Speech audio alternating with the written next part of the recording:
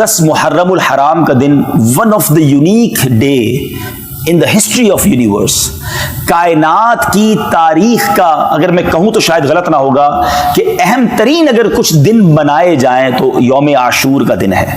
اس دن بڑے اہم واقعات ہوئے. حضرت آدم علیہ السلام کی ولادت اسی دن ہوئی, آپ کی توبہ قبول بھی اسی دن ہوئی, کائنات کی سب سے پہلی بارش بھی یوم عاشور نازل ہوئی تھی, چاند ستارے سورج یوم عاشور کو بنائے گئے, حضرت ابراہیم کی ولادت بھی یوم عاشور ہوئی. 10 محرم کا ہی دن تھا.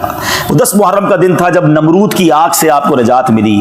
حضرت موسیٰ کی پیدائش بھی 10 محرم کو ہوئی. فرعون کے اس لشکر سے جو دریائے نیل میں وہ غرق ہوا اور آپ کو نجات ملی, وہ بھی 10 محرم کا دن تھا. حضرت نوح علیہ السلام کی کشتی کوہ جودی پر آ کر جو ٹھہری تھی وہ بھی 10 محرم کا دن تھا. یعنی اگر آپ ہسٹری اٹھائیں تو موسٹ امپورٹنٹ جو واقعات ہوئے ہیں ان میں سے بڑے بڑے واقعات 10 محرم الحرام کو ہوئے.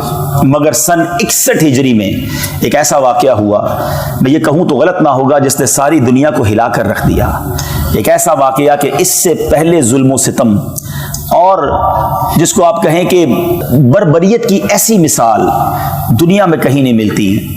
آسمان نے یہ منظر کیسے دیکھا ہوگا, زمین نے یہ منظر کیسے دیکھا ہوگا جب 10 محرم الحرام سن 61 ہجری میں کربلا کے میدان میں نواسہ رسول امام حسین رضی اللہ تعالی عنہ اور آپ کے قافلے والوں پر جو ظلم کیا گیا, ایک طرف تو محبتوں سے خط لکھ کر بلایا گیا اور پھر وہ بے وفائی کی گئی کہ پورے خاندان کو پیاسا جس طرح رلایا گیا, ستایا گیا اور پھر شہید کر دیا گیا. یہ داستان کہیں نہیں ملتی. 1380 سال 1379 ایئرز ہونے والے ہیں. بہت ٹائم ہوتا ہے, 14 صدیاں, اٹس ٹو لانگ.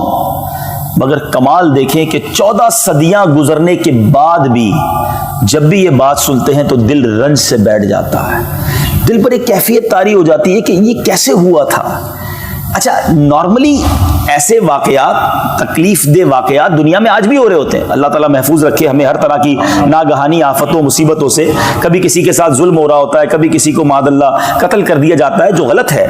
لیکن یہ واقعہ اتنی اہمیت کیوں اختیار کر گیا اور اس کو کیوں تاریخ کا اتنا بڑا المناک واقعہ کہا گیا کہ یہ لوگ کون تھے؟ جب تک یہ پتہ نہیں ہوگا نا کہ بات کس کی ہو رہی ہے, ان کا سٹیٹس کیا تھا, ان کا مرتبہ کیا تھا, اسلام میں ان کی اہمیت کیا تھی,